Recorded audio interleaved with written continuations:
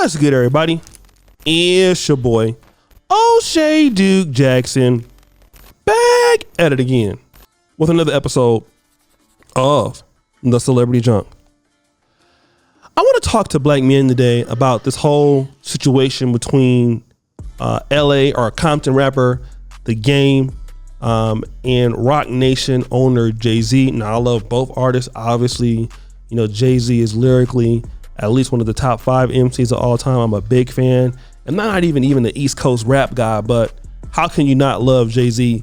And not only that, just the transformation from what he was to what he is now. And I understand the politics of Jay-Z and being a liberal, but I mean, the guy went from dealing crack to making deals with the NFL. Although he is he's hypocritical in some of the things he says and does. But look at the power grab, right? I mean, he's made a complete transformation. The Game, who is very talented, did not make that transformation. Okay? The Game is a good rapper, but you know, like I said, he ended up getting sued, doing a whole bunch of Negro stuff, you know, getting in a few fights and things like that. So The Game didn't play the game. Jay-Z played the game. All right? And that's the game that a lot of us in Black America don't want to play, which is the corporate game, the being the politically correct game. And you're seeing people do it now. That's what Kevin Samuels is getting criticized for, playing the game. But what happens is that, you know, Snoop Dogg, Mary J. Blige, Dr. Dre perform at the Super Bowl in LA. Rightfully so, we all felt like the Game should have been there. Jay-Z didn't allow it. All right. He blocked him. So the Game told Jay-Z to suck his D. All right. Now, how do we know this? Wack 100, who, you know, allegedly spilled this. He's always on Clubhouse, from what I understand. He's pretty decent friends with Hassan Campbell. Wack told his followers Jay-Z is the reason for that. Rock Nation entered a partnership with the NFL to kind of diversify its audience and bring change through the music. And so, you know, Rock Nation was to advise who should be there for the Super Bowl. So Mary J, all right, Dr. Dre, Snoop, they got the nod. The Game did not get the nod. Now, I don't know what issues that people have, the two of them. I don't know how long they've had a problem or whatever. But I want to tell you guys, ultimately, it's about power. Either you're going to seek it and get it or not. That's what Jay-Z ultimately has been looking for. Making the connections, keeping the networks tight, keeping the friends tight. Okay? A lot of us, you know, as black men, we're so used to not having things that sometimes we burn bridges. I've done that before. Burn bridges, burn opportunity. The next person's on the come up. They don't look out for you. Right? And what happened is that the Game didn't do that for whatever reason. You never know who's going to be in power one day. Because if you're not seeking power, if you're not understanding the industry, you're going to be left out. And the Game is saying to Jay-Z that he needs to SSD, you know, suck his D. But really, I'm looking at this like, why isn't the Game in the position that Jay-Z is in? He had the opportunity. He had the name. He had the connections. He's already in LA. How do you get blocked outside of LA when you're from LA? Because you're not trying to understand the business that Jay-Z is trying to do. You're not, you know, that's why Jay-Z's a millionaire and the Game isn't. And ultimately, although it would have been great to see him perform, it got to be also looked at as like, well, listen, I had the opportunity to be able to call shots and to be able to get in good with people, to be able to go into meetings and make deals for myself. All right, leave some of the Negro antics away.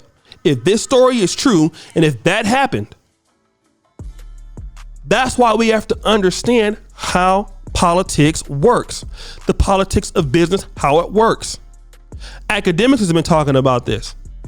I did a review on it, right? We talked about Kevin Samuels in the entertainment industry. A lot of guys don't like it. Guess what? You end up getting blocked out of things. You don't want to deal with the mainstream. You don't want to deal with the entertainment world. And then when you get left out, then all of a sudden you have a sour taste in your mouth. You have to make the rules also. And I want African-American men to understand that, listen, working hard is great. Going to school is also great.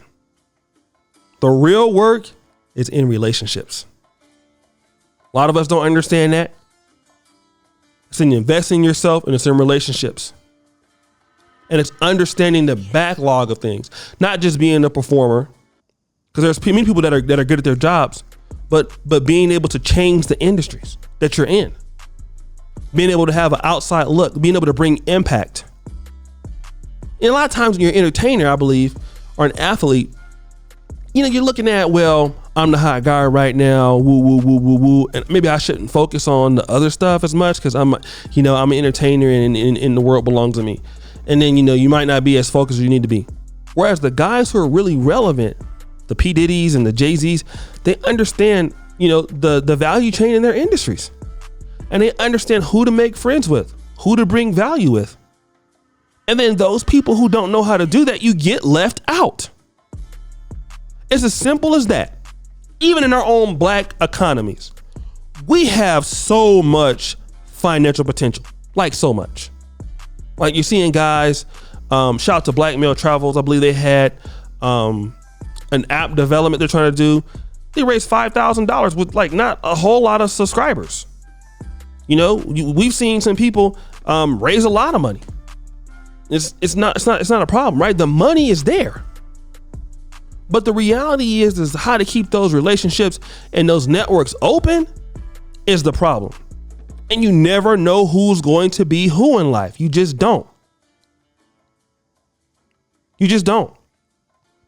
And I think that with the game, you know, telling Jay-Z, you know, SSD because he didn't, well, I mean, I understand you feel like that, but how is that going to help you out? I mean, all the guy's going to do now is block you from everything. And that's the situation. Once you piss somebody off, that's powerful. They just block you from anything that you want to do that revolves around that. If you don't have the connections that they have, they're not going to look out for you.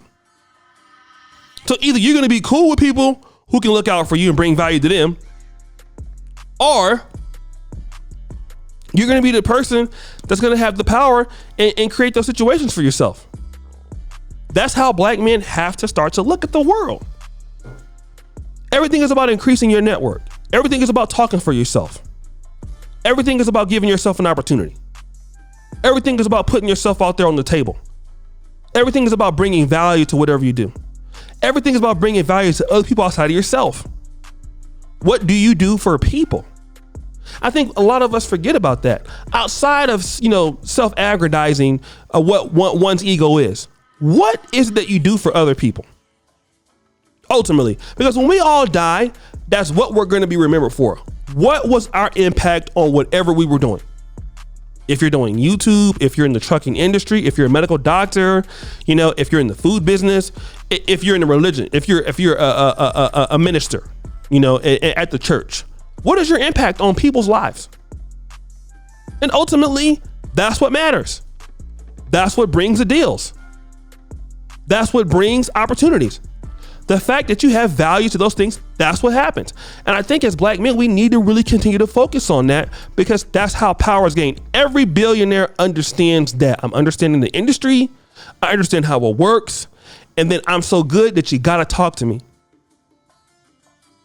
And if the game doesn't want to be that kind of person, you're always going to be at the behest of somebody like Jay-Z. They're always going to run you. But guys, what do you think? It's your boy, O'Shea Duke Jackson, back at it again with another episode of The Celebrity Junk. I already appreciate you for all that you do. Subscribe with the bell. Check out the first comment, pinned to the top. And as you know, the buffoonery remains an all-time high. I'm out.